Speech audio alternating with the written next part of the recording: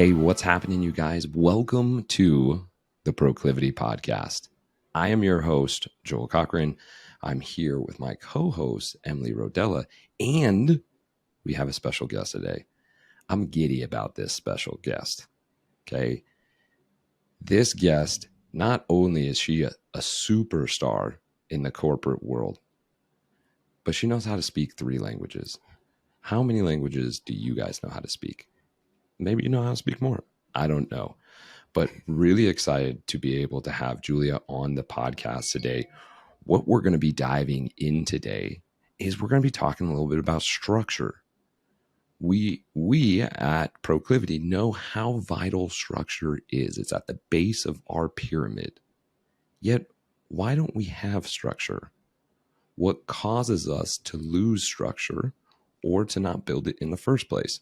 We're going to talk about safety and how safety within ourselves and in our environment can create better structure. So this isn't your average normal structure podcast, guys. This is going to be deep. It's going to be great. We're really excited to have Julia on here. A little bit of background on her. She has vast experience in the corporate world. She worked for Google for well over 7 years. She watched Google grow from 30,000 employees to 100,000 employees. She started her own business in 2019, where she has worked with Fortune 5 companies such as Google, Meta, Microsoft, and she helps employees understand the effects of stress on the body, the mind, how to move from burnout and build a mindful lifestyle that delivers focus, high energy, and productivity. If that doesn't ring a bell for you, this probably isn't the podcast for you. But if it does ring a bell, we're going to be diving into it today. So without further ado, I want to welcome to the Proclivity Podcast, Julia. Julia, hello. Hello. Thank you so much for having me. Oh, we're so excited to have you. You're just in our backyard here up in Tahoe. And we were talking about it before the show started. You're from Germany, but you fell in love with Tahoe. How come? I don't know. The honest answer. I was talking with some friends about this the other day because I actually traveled a lot in my 20s. I lived in different countries and I visited and stayed at some really beautiful places. I lived in the south of France. I lived in Sydney, Australia. I lived in Ireland, which is really beautiful for anyone that's never been there. And when the opportunity presented itself to live in California for a little bit, I was like, yeah, 2 years, check out the US. I had never like a super big pull to the US. I don't know why. And then I came here and then heard about Tahoe and came to Tahoe for the first time. And I was just like, I don't know, just something different, like a magical pull or draw, I like to say. But it felt really special to me here. And then it just, started to become a habit to come here on my weekends and use this beautiful space and place to recharge my batteries and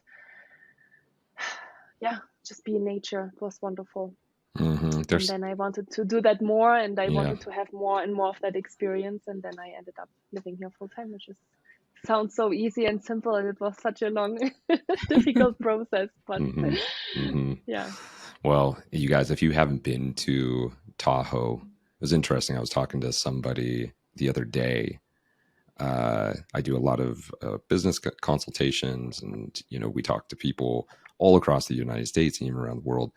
And if we say, "Oh, I live in Nevada," their usual answer is, "Oh, Vegas." It's like, no. Have you heard of Lake Tahoe? They're like, oh, Lake Tahoe. I have heard of Lake Tahoe. Okay, that's where Reno is. Most people have no idea that Reno and Lake Tahoe are butted up to each other. And it's a magical place, guys. If you haven't been, go and visit. It truly, that's why I brought that up, Julia, because I'm like, I know you've been to incredible places. And there's a magic about Lake Tahoe. So we're glad to have you. We're glad to have you. So we've been following you for a long time. And we are very attracted to your ability to work with busy professionals and help them and guide them to create a lifestyle of balance, of opportunity. Tell us a little bit about who you work with and what you do. Mm-hmm.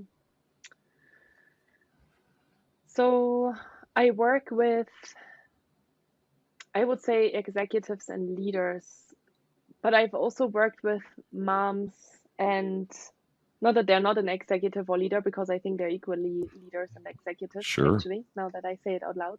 But I've worked with really anyone from startup entrepreneurs, um, executives and leaders more in the tech startup world. And people usually come to me for two different reasons. Number one is kind of what I'm obviously showcasing a lot on my own social media and my YouTube channel, which is more around stress management and burnout prevention and productivity systems and Mm-hmm. tools. So they come to me and they say, I'm really burned out, or they don't know that they're burned out, but they say, I'm really overwhelmed and I'm really stressed and I don't feel really good anymore in the way of how I'm managing my life and I need some help.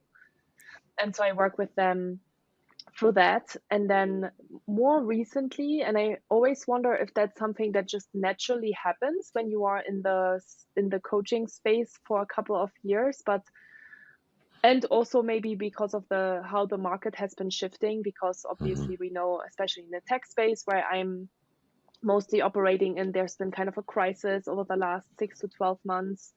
And so people come to me as well for career advice and for how to start your own business or how to move from one company to the next company. So I've been doing that actually quite a bit as well.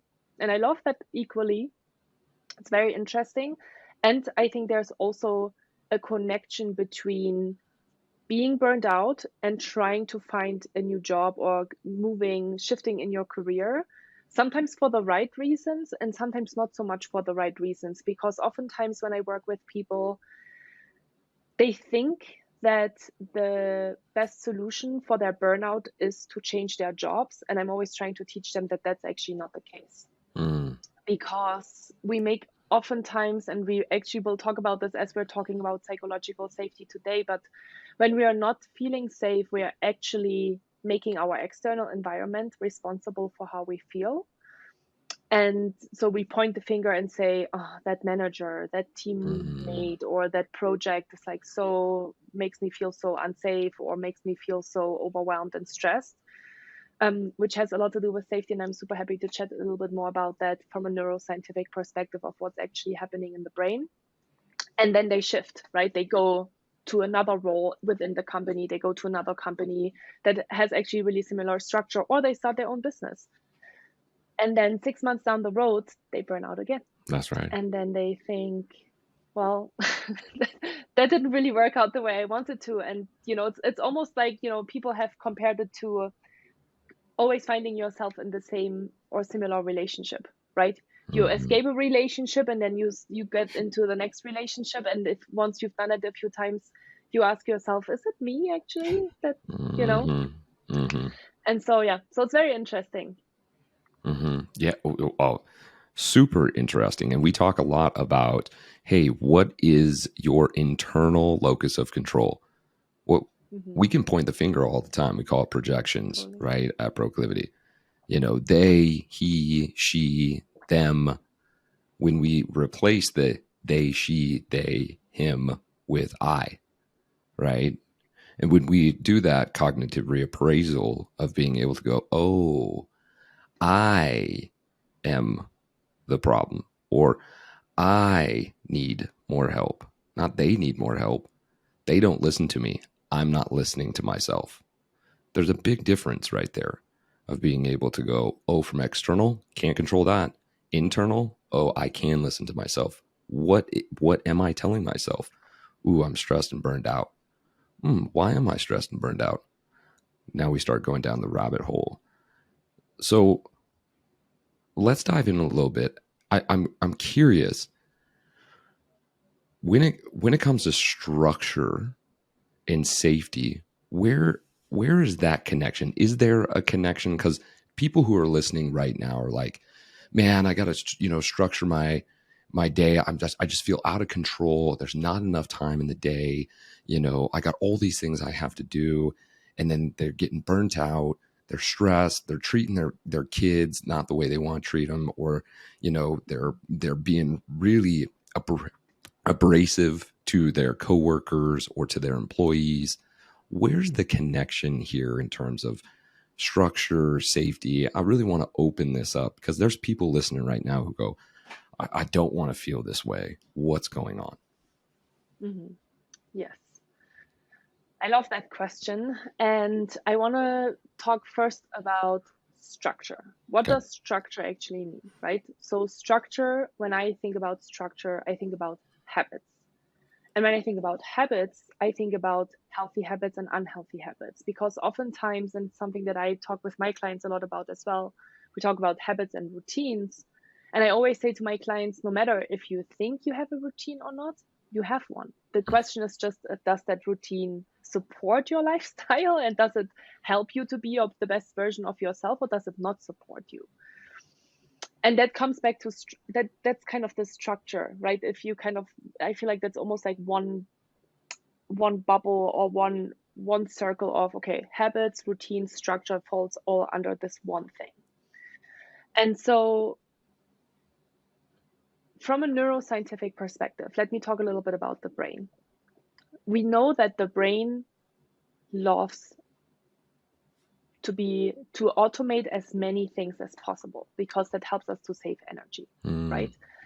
And so when we think about structure, we have a certain structure or routine or habit in our lives, no matter, again, if we are aware of it and if we think about it and if we are conscious and mindful about how we create our structure, we have it. And so that's why it's always so helpful to look at the routines. I actually do an exercise oftentimes with my corporate teams about their morning routine. And I tell them, just write down the first 5 to 10 things that you do every single morning, and then think about, and I ask them to be as detailed as possible. So you open your eyes, what's the first thing you do? Usually you grab your phone, right? And you go through social media and you look at emails and things like that, right? And then oftentimes, maybe because of that, you start to be late, and so you jump out of bed and you don't have time to eat a good meal, or you don't have time to take a shower, or you don't have time to stretch for 5 minutes, or you don't have time to be mindful, right? But I try to start creating awareness around that for them. And then I ask them, so now that you know the 5 to 10 things that you do every single morning, what can you replace this with? What would be a better way to start your morning, right? And as we all know, we can have all the best intentions in the world, but it's very, very difficult sometimes, oftentimes, always, to actually do it, right? To actually do the things that we know are good for us.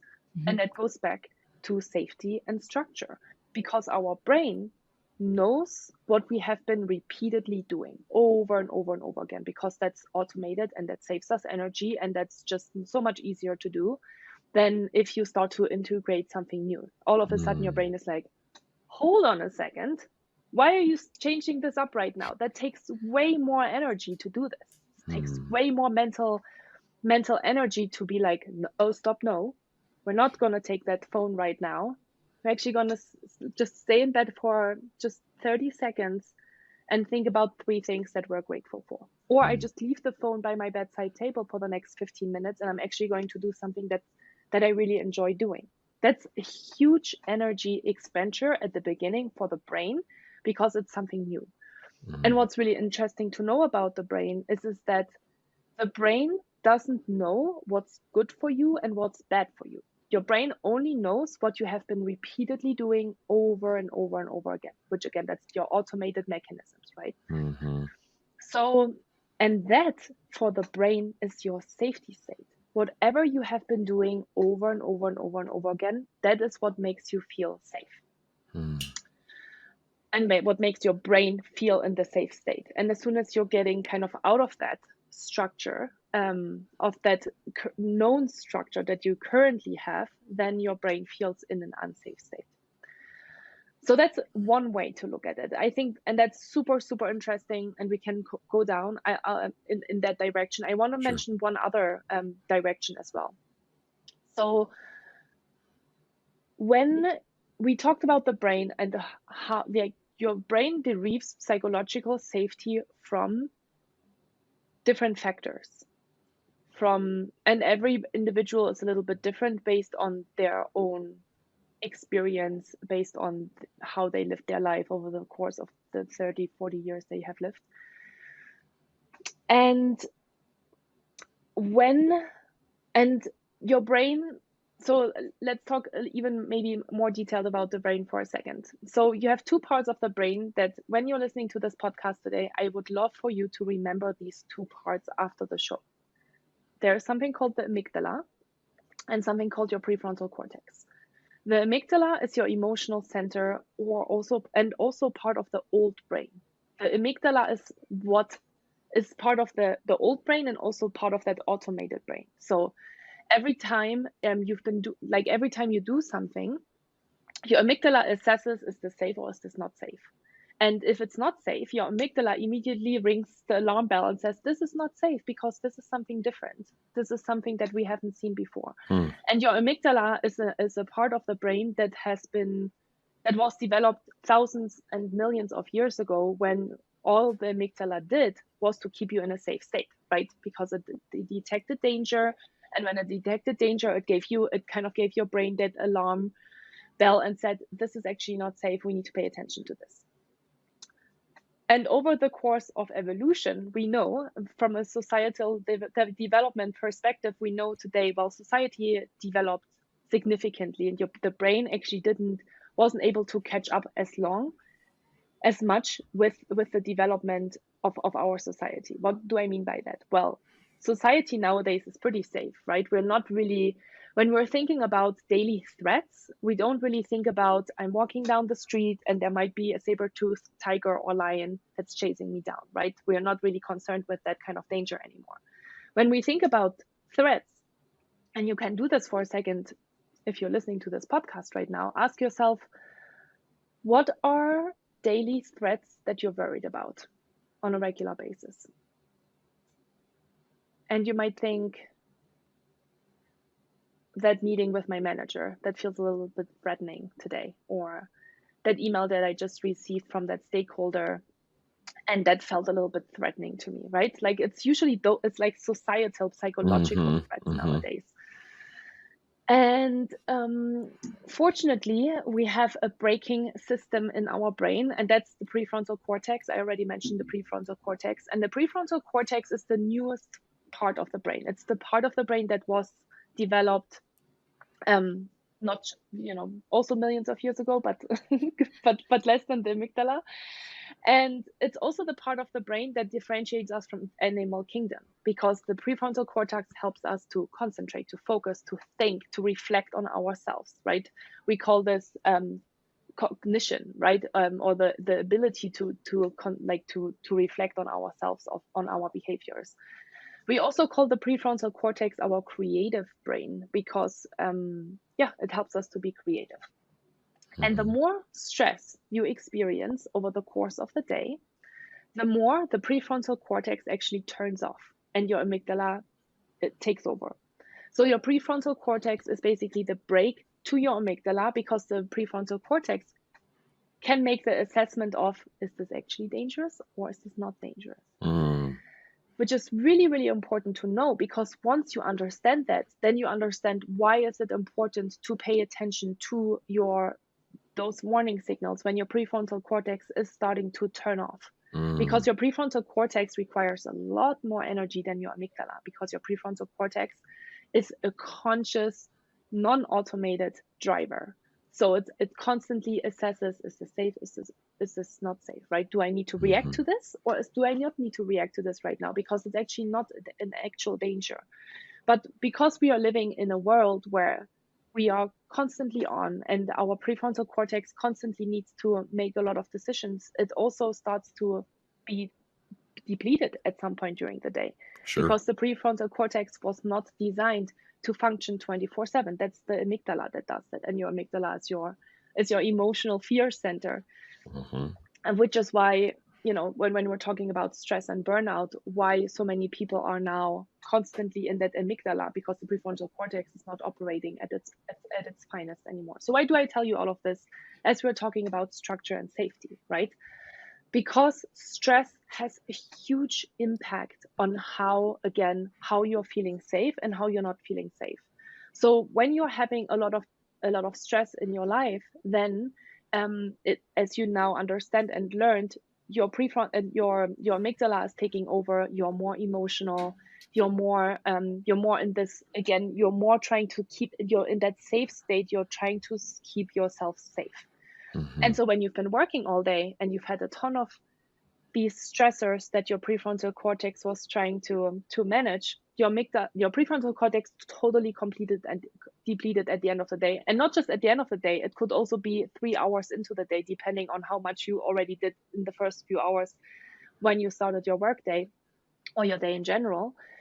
And then, the structure maybe that you set out to do, the new habit or routine or the pattern that you actually wanted to break, Mm-hmm. is now so much harder to break, because you don't have that mental toughness anymore from your prefrontal cortex to say, I know my amygdala says, who cares about the workout today, right? Because we are really tired, we've been working all day. And because I haven't worked out in a while, that also doesn't really feel very safe in to start with. And so let's Mm-hmm. stay in that safety state. Let's stay in that old structure that I've had, that I'm very familiar with, and that I like, because I know it's easy and I don't need to make an effort to like use any more energy of that prefrontal cortex to actually take that step to make a better decision, maybe, Mm-hmm. if that makes sense. Does it does? I mean, there's so many different questions I have with that. Emily, anything that's popping out for you? No, go for it. I have some later. Fantastic. So when we're talking about this prefrontal cortex, it's like flexing a muscle, right? Yes. Where it's just like sooner or later, when you have all these different stressors going on, it's like burnout. Like literally, guys, think about doing like a bicep curl, and you're just doing more and more and more until that bicep is all of a sudden going like, oh, I'm smoked out. I can't anymore. And when you think about it in terms of a physiological structure, when that muscle burns out, other muscles have to pick up to be able to accomplish the task. And this is where dysfunctions in the body end up happening, because we've burnt out that muscle. So then there's a dysfunction. A lot of people in the work world have low back problems, Mhm. and that's because they are, yes, yeah, Julia, all right, I've been there too, okay, I'm working on it. Yeah. right. And usually that's because that glute med starts shutting off. When the glute med starts shutting off, right, the erectors have to start taking over. Then it might even start rolling up the back even more, because you still need to walk, you still need to sit up, you still need to do these things. So the body's like, well, that isn't working, but we'll overcompensate with other muscles that aren't really meant to do the job, but they'll do the job. And then before we know it, we're like, oh, I can't stand up, I can't do this, I feel completely exhausted.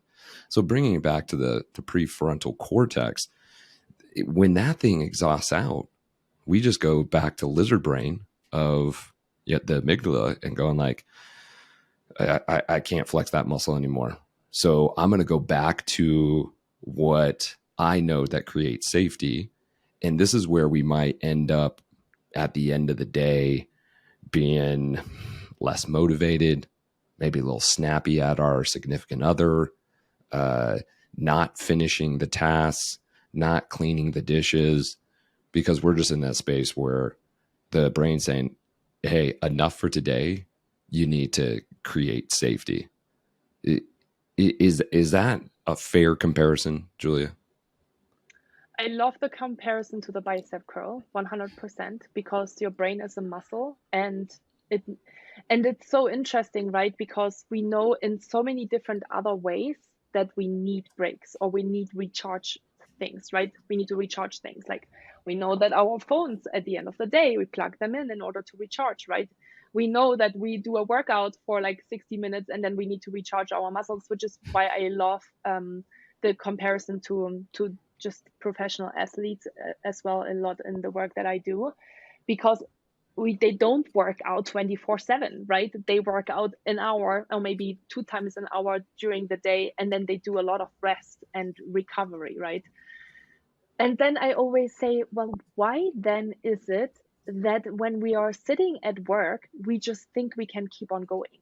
And I have so many clients that work all day and then they take, an hour break kind of ish because they have dinner with the family or something. And then they go back to work because they think they still need to finish something. And if they don't do it now, it just kind of spills over and their task list is growing and so on.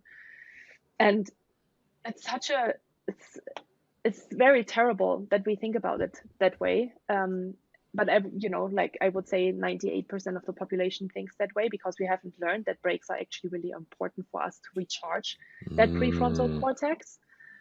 Because then once you've learned that, and that's been such a cool thing for me to experiment with, obviously over the last couple of years since I started this business, because I burned out in the corporate space and because I hadn't learned that, even though I always considered myself a very healthy and active person. I was actually working out 5-6 times a week. I was doing, I have a gym instructor certification actually. And so I was lifting weights every single day and I ate pretty healthy.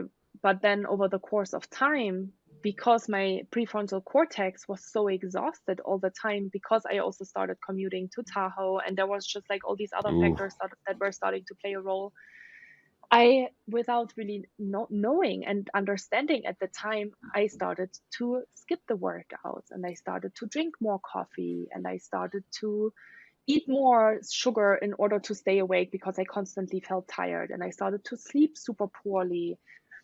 But I didn't know how to read these symptoms, right? Because it's such a slow process that you're kind of going down that rabbit hole. It's not something that happens from one day to another. Yes. And then I burned out, right? And then I had to learn what mental health and what like that mental piece actually meant. Because even though I worked out and I still consider myself an athlete over those many, many years that I've been working out, I didn't understand that part until I really felt that. And so it's really beautiful. And the reason why I'm saying this is, so over the last 4.5 years, I've obviously experimented a lot on myself, right? Because I am a person that tends to burn out, because I'm a high achiever and I am super ambitious and I want to do all the things all the time. But I've learned that as I'm taking breaks, I'm actually so much more productive. And it's really hard, so hard. And people that have maybe tried that out already, you can relate to that, especially when you're working from home, to have that really strict, break at like 12 or 1 to say, I am taking this lunch break now and I'm not going to work until 2 or 3 or 4 o'clock. And then I'm starving, right? And then I take this break and then I feel super unproductive for the rest of the afternoon because my body is just kind of like, okay, now I need to kind of break all this food down and I still wanted to do all these other things.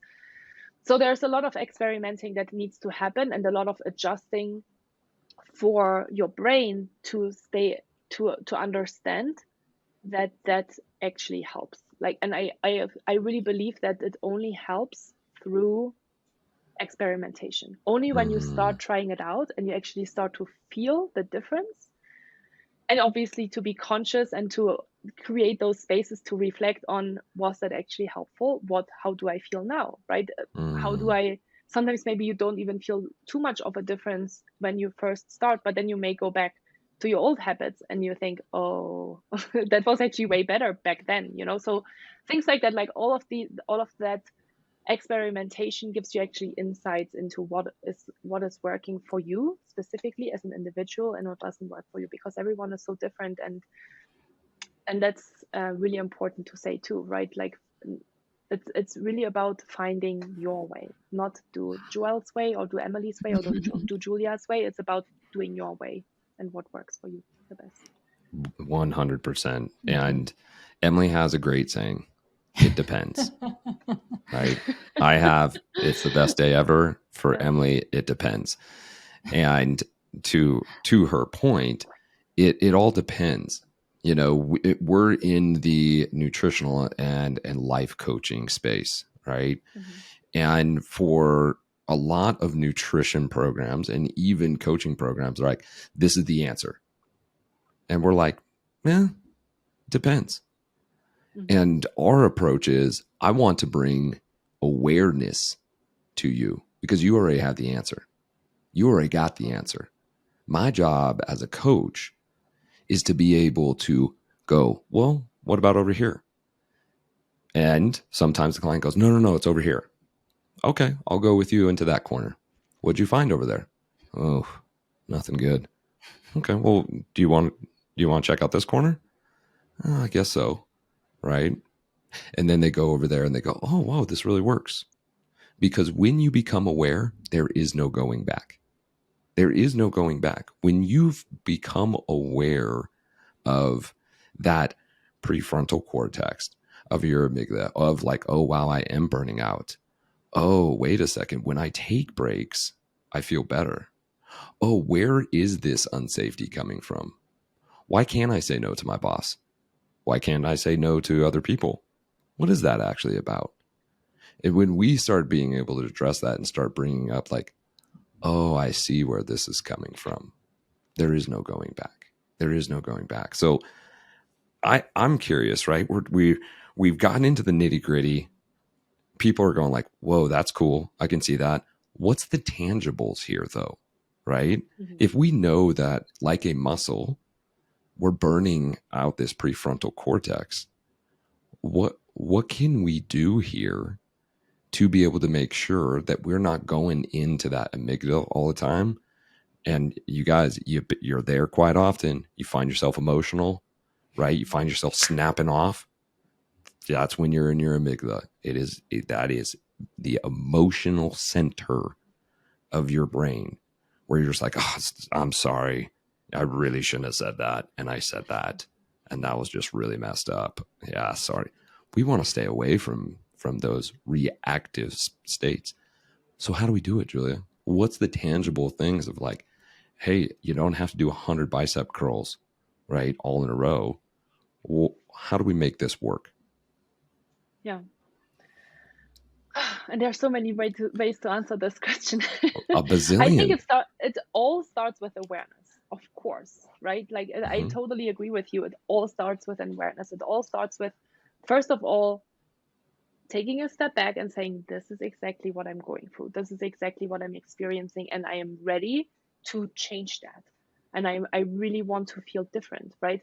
And an exercise that I like to do is to ask people to dream again, which is kind of funny, but I don't mean dream in the sleep state. I mean, take a moment to think about, what would your actual dream work day look like? What would you actually want? How would you, when would you start your work day? What kind of things would you work on? How would you be dressed? How would you feel? How would you engage with other people, right? Like to really go into that and to ask yourself, what would that be like? And for some people, that's a really exciting exercise to do. And for other people that go through that exercise, they find themselves feel really scared at the end of the exercise because they think, wow, I'm really far away from that idea. And I have no idea how to bridge the gap between where I'm at today and where I want to be in the future. Yeah. Which is okay. Because it's just, we're building awareness and we're starting to identify a little bit, okay, what are the things that actually, again, going back to you as an individual, what is it that you want? Because in that answer of what is your dream work day look like, there will be millions and gazillions of different answers to that question. Yeah. For each individual, it will be super different. And so then we start to ask ourselves the question, well, how can I bridge that gap? And the answer is also not, again, I'm going to leave my job and I'm going to move to the end of the world to a deserted island and I'm never going to work a day in my life again. Which is the response for a lot of hard chargers, Julia. Like we have some, and they're just like, man, if I could just live on an island and be a fisherman, or I'm going to, I'm going to live in the middle of the mountains, right? And I'm just going to hunt rabbits daily. When I hear that from people, I go, oh, you're smoked out, right? Because your reality, like what your dream is to get away from everything, which is a clear sign you are smoking yourself out. That amygdala And you is just want to escape it. Exactly, Right. because you feel Yeah. unsafe all day long. All day long, you just feel the pressure, Totally. whether it's on your chest, in your body, right? Your mind is racing. It's hard for you to find happiness throughout the day, to be able to sit up in the morning and to go, holy crap, do you get to see it? I get to stand on 2 feet today. Mhm. Oh my gosh, I got eyebrows and hair. Okay, I got fingers. Okay. Most of us are so lit up of, I'm going to check my phone. I'm going to get straight into emails. I'm already into that lizard brain of just like reactive, that you don't realize that 750,000 people didn't wake up this morning and you did. That somebody got an infection and lost their arm yesterday. And you have an arm still. These are those gratitudes that if we're in fight or flight all the time, we don't have the ability to be able to show gratitude. We don't have the ability to dream and to be able to go, ooh, I wonder what today could bring. To be able to get in that childlike mindset and to be able to dream is so hard, because even when you were talking about like, hey, let's create our dream scenario, what I have found with a lot of hard chargers, CEOs, they're just like, no, the reality is this. What are you talking about? What imagine what? They struggle to even imagine. When I say, hey, I'm giving you the 100%. black card to life, meaning you have all the resources, money, time, and everything. What would you do with it? And they're like, well, I'd probably make things better at work, be able to hire on a couple more people. And I'm just like, what?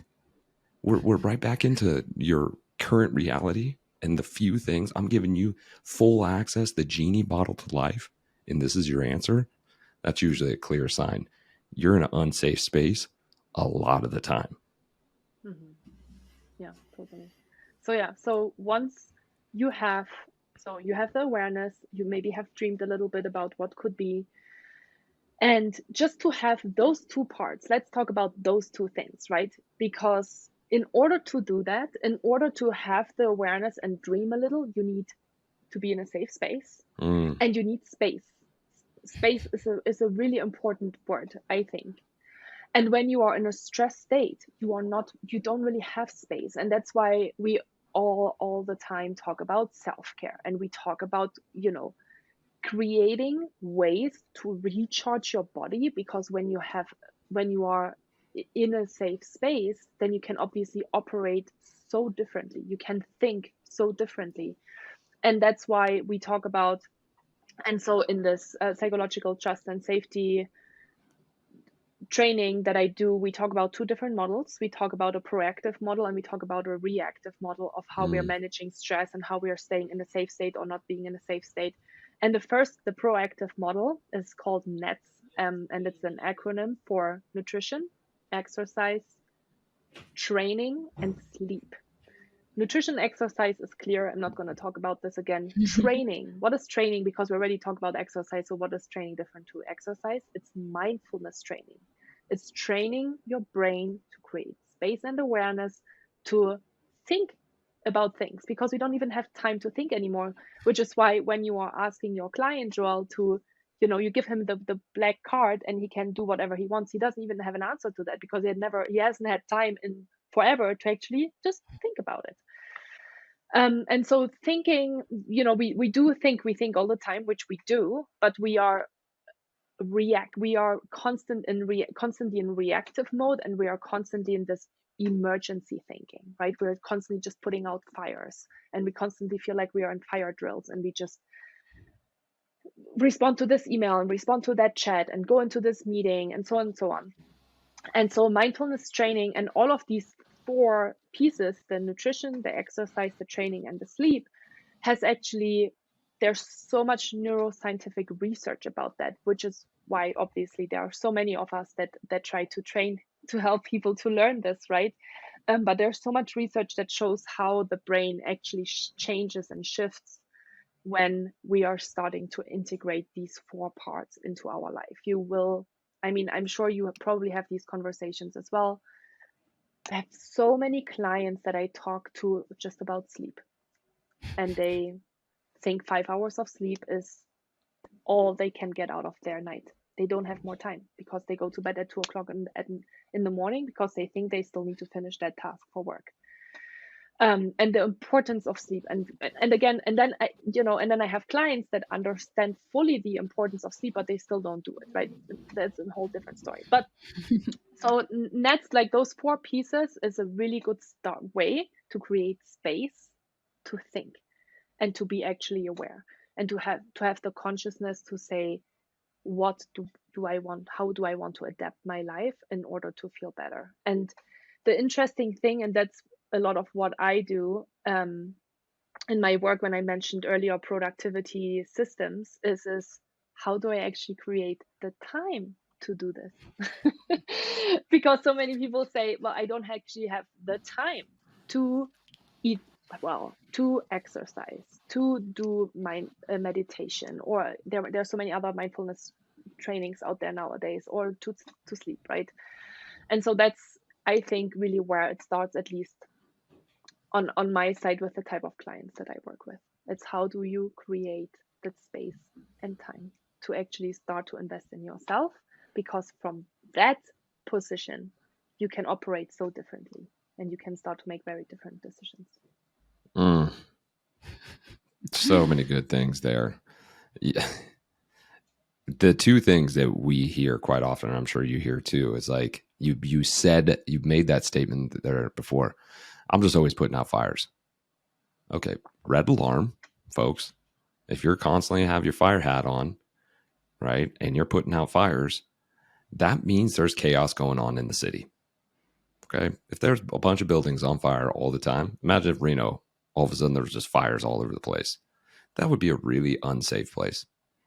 I mean, I wouldn't be down here right now if there was multiple buildings on fire. I'm like, man, this is not a place I want to be.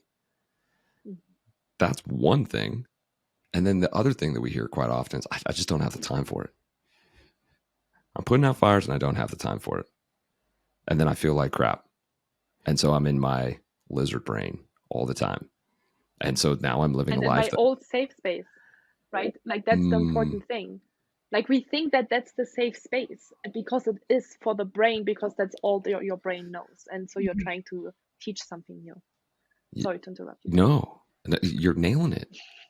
Yes, the answer is yes. And so we've now kind of we've funneled this thing down. We're getting to this point of like, oh, okay, we need to create some space so that we're not in this, what we believe, safe space of putting out fires. That's what we think safety is, right? How do we help people to create more space, even if it's just small periods throughout the day, to give that muscle a little bit of a relaxation? We have a couple things that we suggest, right? We suggest taking walks, finding times to be able to go take a walk. I have what's called the 50-10 rule: 50 minutes work, 10 minutes of rest. I use my Siri to tell me when my time starts, when my time stops. And then I do the same thing for my rest period. I tell Siri, hey Siri, set a time for 10 minutes. And so then for 10 minutes, oh, there you go. Siri's talking to me. For 10 minutes, I go and I take my walk. Or if I want to, I get on social media or whatever. But when that 10 minutes stops, then it's like, okay, cool. Now it's time to come back to work. But I make sure to put those spaces, because if not, what I find is that I do end up in this really razzled state, and I'm back into that amygdala because that prefrontal cortex is completely exhausted and wiped out. So those are some of our techniques that we talk about. What are some of the techniques that you utilize to help people create some more space? I first look at their calendars because they're usually back to back and super, super overloaded with too many things. And I help them create space. That's the first thing that I usually do. And it sounds so simple, right? But yeah, like so many of my clients are just, yeah, they're just in meetings and there's just so much going on that it's really hard for them to even get into a new habit of 50 minutes on, 10 minutes off because they're in meetings for 5 hours a day back to Mm. back without the 10 minutes in between. And it's also so hard to adjust that because say to someone in the corporate world, I'm starting my meetings at 9:15. They're going to be like, well, but that doesn't work with my schedule because my schedule is 9 to 9:30, 9:30 to 10, 10 to 10:30, 11 to 11, 11 to 11, and so on, right? And so you have to like it has to be that part of creating those like I teach a lot time blocking of how to and again for each individual it's different. Some people feel like they can super focus for an hour and a half in meetings and then they need a break, and then how do you create those spaces. I think it's really interesting that you mentioned you have this like 50 minutes on, 10 minutes off, and then you maybe go on social media. I thought it was really interesting you said that. I hope you don't always do that, Joelle, and I hope you do more of the going outside Yeah, and that's getting a more glass of often. water. Hmm. Yeah. But so that's interesting because obviously again the clients that I work with, they are in front of their screens all day long. So if they want to take a break and then they take their phone to look at their screen by still sitting down and doing that, I'm trying to, and obviously I do that too, right? So there is a balance of doing that and not doing that. But I really encourage them, just get out of your chair, get a glass of water, go use the bathroom, just step outside of your front door. Like Hmm. even if you don't have the time to go for a walk, right? But like how about you just open the door and you stand in the fresh air? So you just kind of do something different. Um, I think one of the biggest misconceptions about creating space is that it needs to be an extended time, right? We think it needs to be an hour or 2 hours, or it needs to be a spa day, or it needs to be a 2 week vacation in order to recharge those batteries. But that's not enough, right? If we just go on vacation once a year for 10 days, that's obviously not enough to recharge our batteries. We're not recharging our phone once a year for 10 days either, and think that Hmm. that will keep the battery running, right, for the other 355 days. Um, so I talk a lot about closing your eyes, taking deep breaths in order to get from that fight or flight state, from that from the sympathetic nervous system into the parasympathetic nervous system. It actually only takes 90 seconds to activate that. So, in between meetings, in a meeting, take a few deep breaths. Nobody will notice, right? Because Mm. you're breathing all the time. So really little things can obviously, also just start to kind of create more awareness around that. And then it's really about setting boundaries to say, I like what are my priorities, right? So what I teach a lot as well is priority setting. Like what are actually the priorities for the day, so you don't constantly get into this emergency state mode where you're just putting Mm. out fires. Why are we putting out fires? Because it's the easiest thing to do, and it also releases dopamine. It like gives us dopamine hits all day long because we're like, I just did this and I just responded to this email and I went into this meeting and I answered that person. So it makes us feel good, but at the end of the day, we haven't actually done anything in order to progress with our own work, which is then obviously why my people then work during the nights in order to get their work done. And because the culture, unfortunately, in many corporations today is that way, we don't question it anymore. It's absolutely normal that we work Hmm. after dinner, and it's totally normal that you check your emails and that you work during the weekend, like things like that. And I'm really trying to break those stigmas. The problem is, and then here's the cool thing, we can point the finger again and say, if my company would only, understand what Julia is saying, then my life would be so much easier. But it actually doesn't start necessarily with the company, it starts with you. Because again, when we're talking about burnout, you are a burned out person most probably because you are a high achiever and you have learned these habits and routines over the course of your lifetime. Mm-hmm. So when I started my business 4.5 years ago, you know what my calendar looked like the first 3 months? It was very crowded because that's what I was used to, and that's how I felt productive and accomplished. And so only through awareness and learning all of these different things, I was like, how am I now my own boss and my calendar still looks that Yeah. way, Yeah. right? Damn, my And it's boss because of sucks. me. Yeah, it's Mm-hmm. because of me and because of the habits and the security and safety measures that I have created for myself to feel safe and feel productive and feel accomplished. And it only will start shifting when you start to make these changes.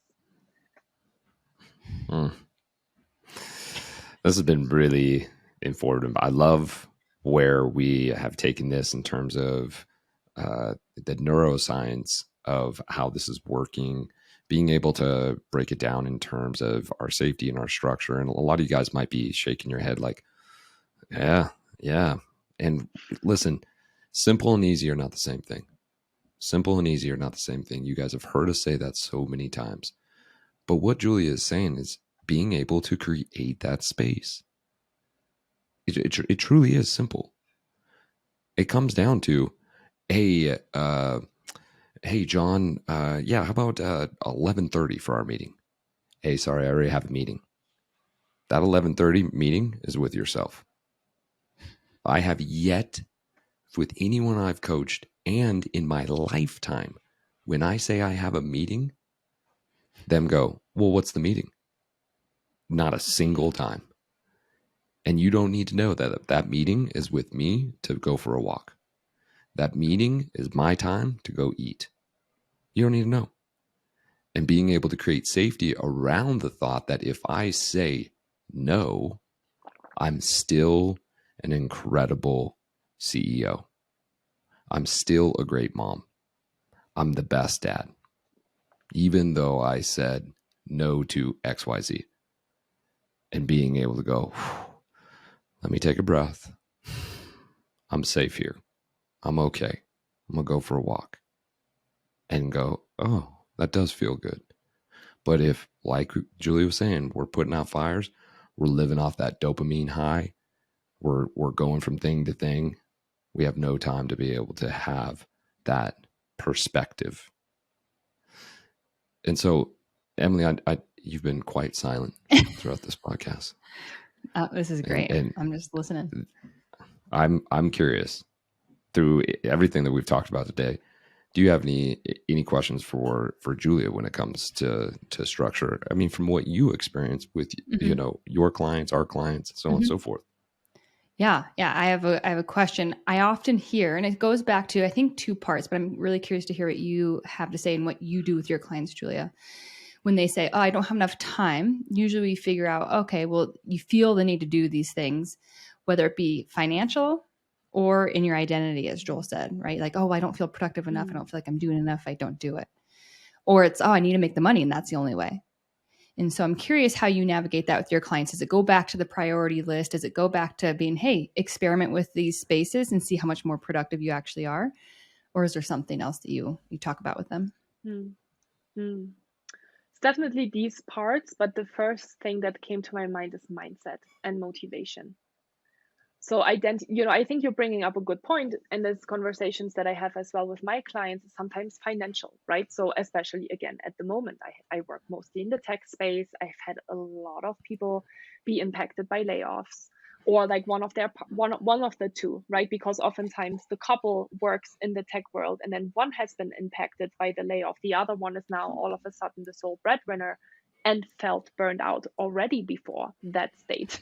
And now they have that added pressure of, I am the person that's making the money in our relationship right now, right?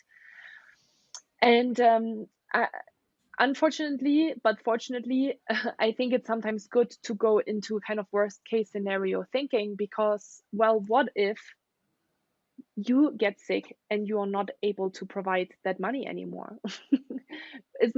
Shouldn't that be motivation to take care of yourself, right?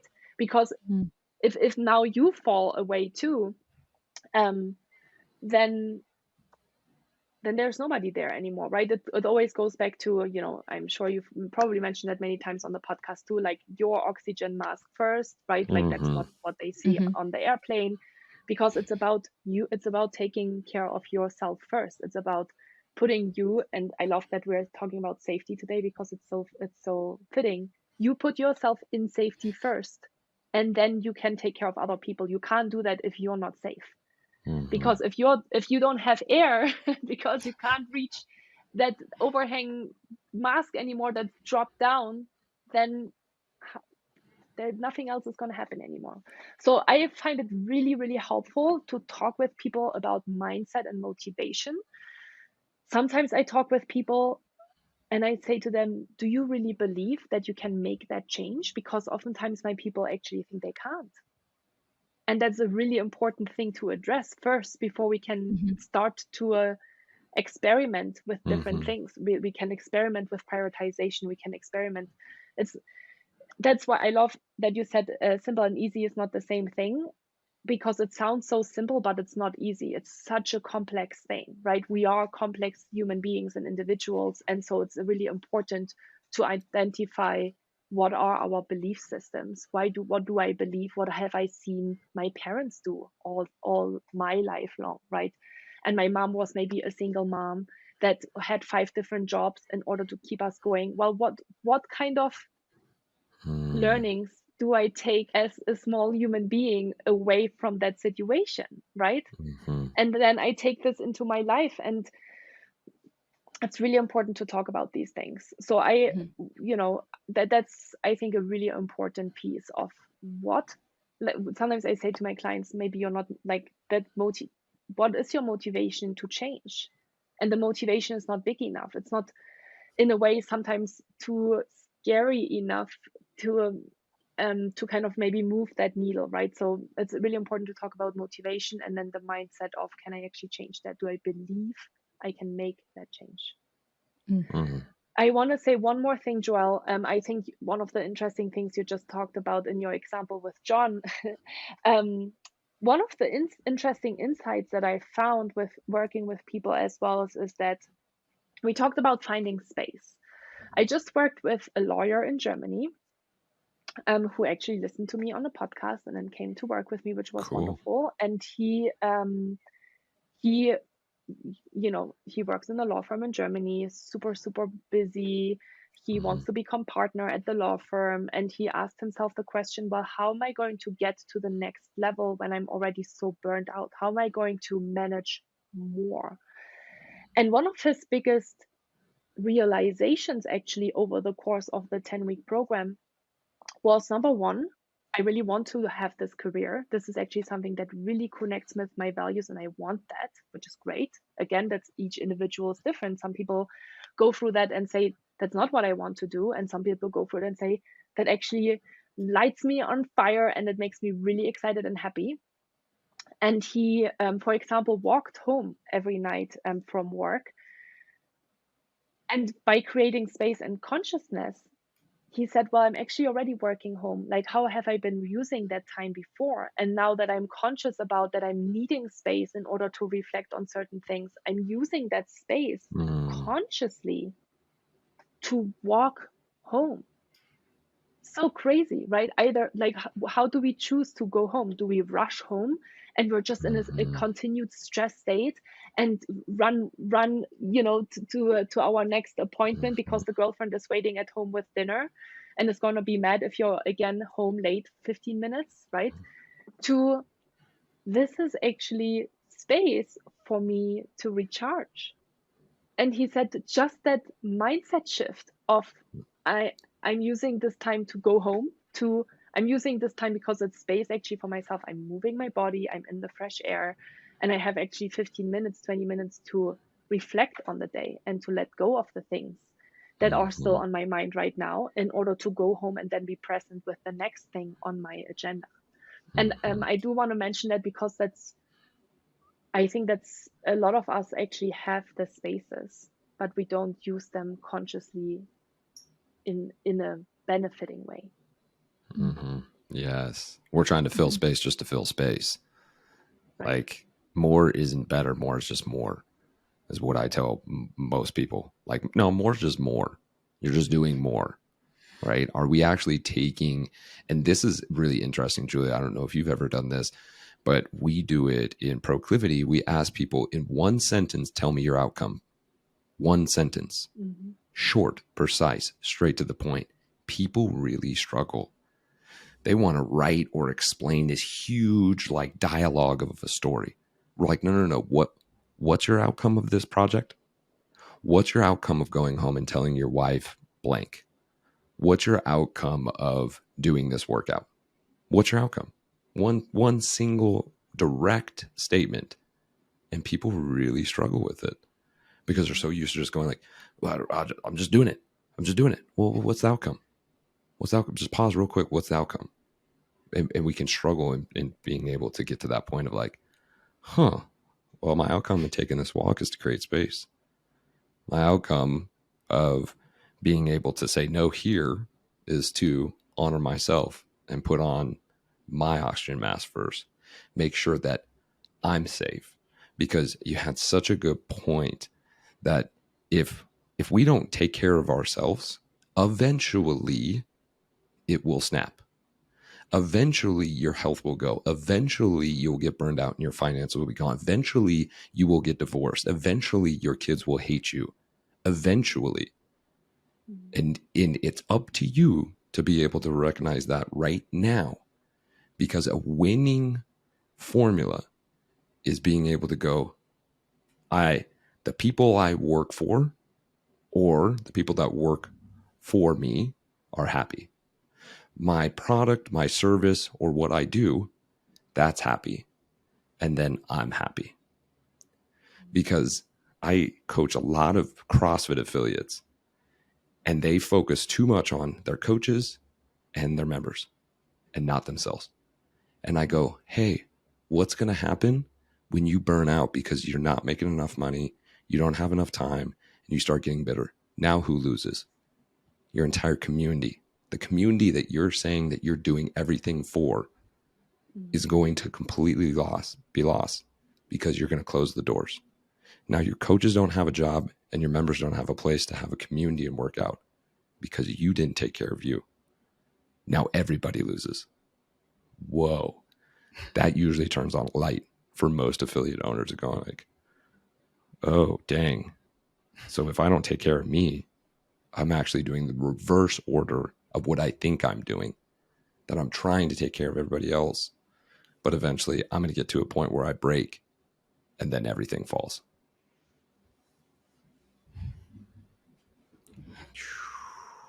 This is good stuff. This is really good stuff. And my thought was, and imagine all the resentment that happens between eventually the divorce and eventually this and eventually that, all of the resentment that you experience because you're not really happy anymore. And you think other people should know and they should do something else so that you feel better, right? That external to internal. If I'm constantly thinking, oh, I'm going to make this great dinner, right, for my wife, and I'm going to put so much time, but I'm going to put this extra time in the dessert. I know they're going to love this. And they get through the dinner and they go, oh man, the steak was incredible. Thank you. And you're like, what about the dessert? Like, I put so much time and effort and love into the dessert, and you're not telling me how much you love the dessert? Instead of just being able to go, man, I put so much love into this dessert, and I'm really proud of myself for how much I've put into this. Now I need no applaud or pat on the back. I know what I did was of love and of effort, and that's good enough. And that's good enough. But too often we're seeking external validation and reward and so on and so forth. I'm sure you see that. It's the driver of a lot of burnout. Yeah. That's where it all starts. Yeah. Woof. Cool. Well, Julie, this has been such a good podcast, diving into the tangibles and the neuroscience of structure and where we can create structure, create space. This has been awesome. Is there anything else you want to cover before we bring this to a close? I think we covered a lot of really good things today. This Sure was a good did. start. Thank you Sure. for all the Yeah. great questions. Of course. Of course. And if somebody's listening to this podcast right now and they go, I want to know more about that Julia girl, because she speaks 3 languages. She got a super cool tattoo. She lives up in Tahoe, right? She does all cool things. She's an athlete. I want to be like Julia. How do they get a hold of you? The best way is to come and join me on my Instagram account, and from there you'll find all the other links. But the Instagram is a good way to start, and it's Julia Ardnt Coaching. And Ardnt, because I know that's not a word that that's very common in the English language, is ARNDT. But I'm sure you'll connect it in the show notes as well. So Julia Ardnt Coaching, and then we'll take it from there. And you have such good content. Like, I don't know who's doing your content, but you're spot on with your content and your audio and your visual. Like, you guys, if you want to see a freaking pro, of course she's a pro. She works with Fortune 500 company. She's a pro. Check out her Instagram page. It's fantastic. Thank you, Emily. Thank you so much. Yeah, thank you so much, Julia. I saw you speak at the Wild Woman Summit. I believe that's what it's called, in Reno, and I was like, we need to have her. She lines up exactly with what we do in the proclivity method with what we do on the mindset side. So I really appreciate you taking the time to be here with us. It's been awesome. We hope to have you again. Thank you so much. It was my absolute pleasure, and it's always super nice to connect with people, because I know sometimes when there's like 200 people in a room, it's kind of hard to speak to everyone, and I was really glad that you reached out. So thank you so much for having me. Beautiful. It's a beautiful day. I would even say best day ever. You guys, thank you so much for joining us. We truly, truly appreciate that you give us your time to be able to be with us. That is it. Episode 110. We got episode 111 already prepped for it. We're rolling into it. We're talking about, are we going to say it? We're going to talk about allergies. Mm-hmm. Be ready. Episode 111. We're going to talk about allergies. Thank you so much for tuning in. If you've liked the show, share it, review it, give us a high five, whatever works. And until we meet again, Emily. Best day ever. Best day ever.